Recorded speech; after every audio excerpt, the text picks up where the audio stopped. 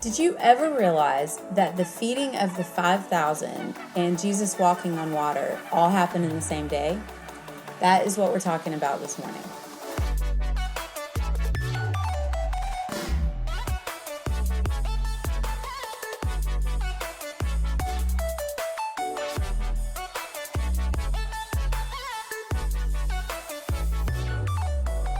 So we're talking about the miracle where Jesus feeds the 5,000 today. And what's interesting about this story is it's actually the one miracle that is recorded in all four Gospels besides the resurrection of Jesus. There's another story mentioned in a couple of them that talks about the feeding of 4,000 men, but we're looking at Matthew 14 today.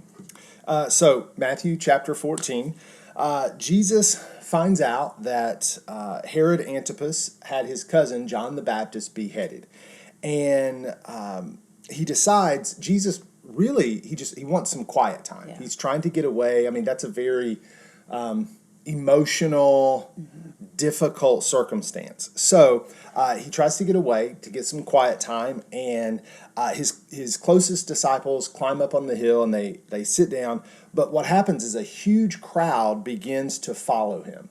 And begins to kind of amass around this place. And so Jesus has compassion for them, and it sets the stage for another miracle. And so Matthew 14 says that as evening approached, the disciples came to him and said, "Hey, Jesus, this is a remote place, and these people, they didn't bring food with them when they came. And so let's release them to the villages so they can get some food." And Jesus says, "Don't do that. You feed them. You take care of them." And they say, "Well, Jesus, we only have 5 loaves and 2 fish. And Jesus says, "Bring me what you have, bring them to me." And then he takes them, he has everybody sit down in groups, and he takes the 5 loaves and the 2 fish, and he looks up to heaven, and he blesses the meal. Then he breaks the bread, and he gives it to the disciples to distribute to the crowd, which you can imagine, they're like, "What?"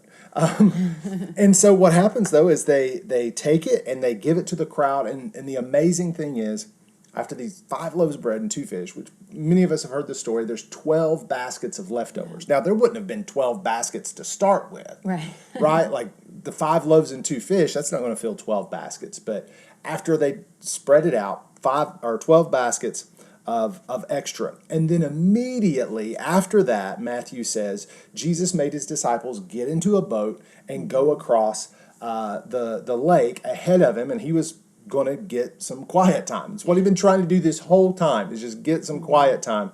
And he goes up to the mountainside by himself to pray. But evening comes, and they're out on the boat alone. They're a considerable distance from shore, and another storm picks up. And so here they are, except this time Jesus isn't in the boat. Yeah. So we looked at the story where Jesus is in the boat, and a storm comes, but now Jesus is not in the boat, and another storm comes. And Matthew just says he strikes out on the water, walking on the lake towards them. And when they see this figure, they think it's a ghost. Like, "Oh my gosh, it's a ghost." And they cry out in fear. But Jesus says, "Take courage, don't be afraid. It's me."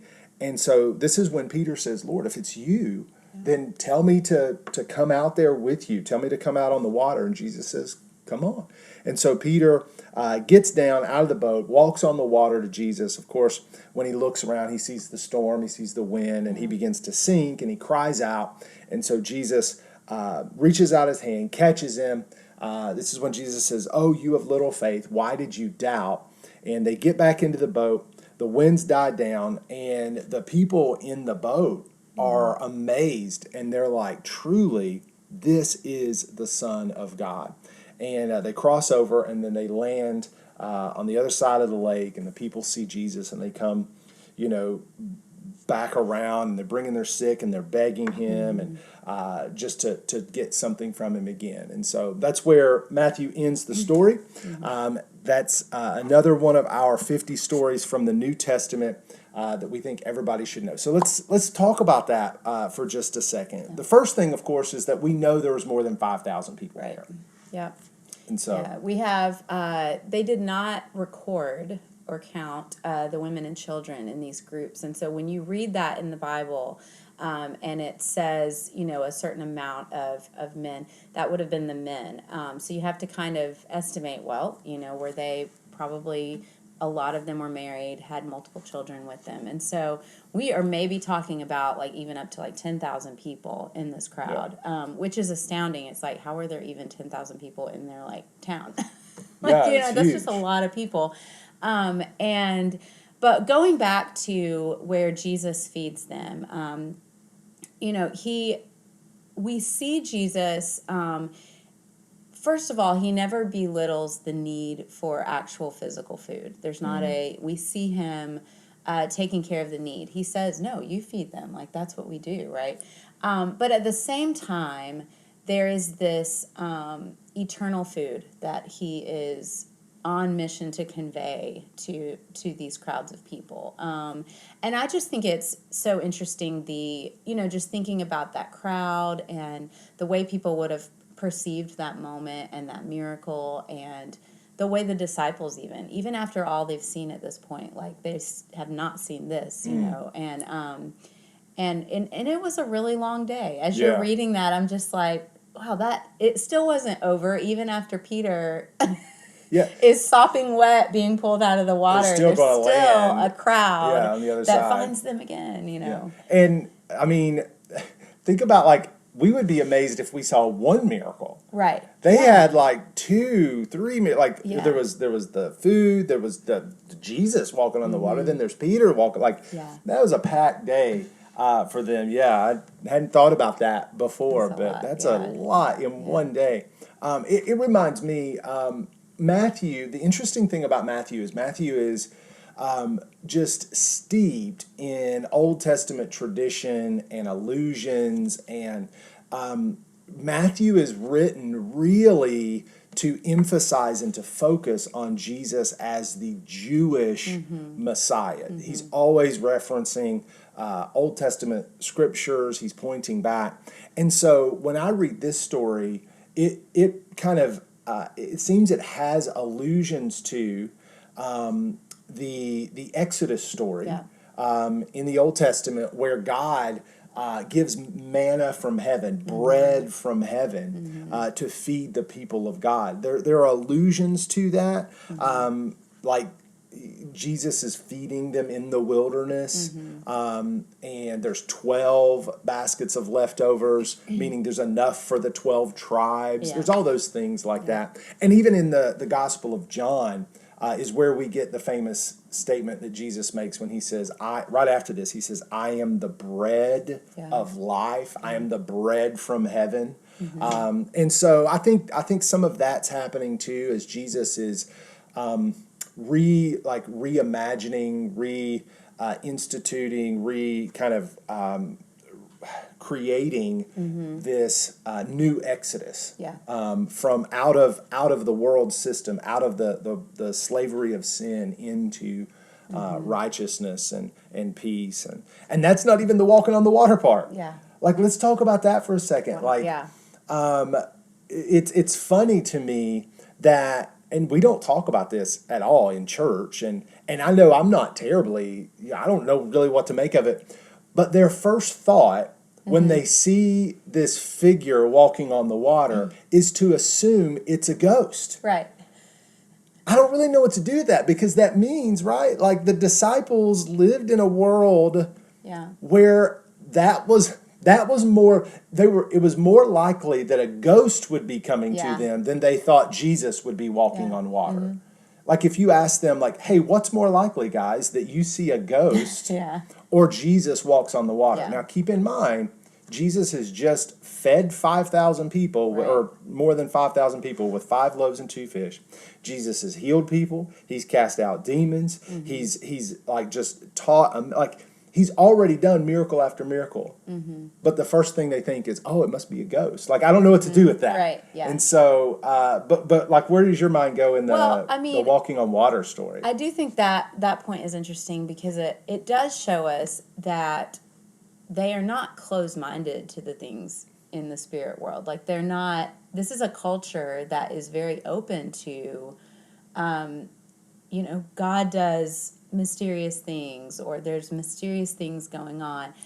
Jesus doesn't correct them for thinking that he's a ghost. Yeah, I was just thinking that. I was like, We man, don't it'd be great if he have did. we don't have a but- lesson of Jesus saying, you shouldn't think that, or that's absurd, and so they know that these things happen, and maybe it's that with Jesus's miracles, he's just being so so simple and straightforward with them, as if to say, this is everyday life in the kingdom.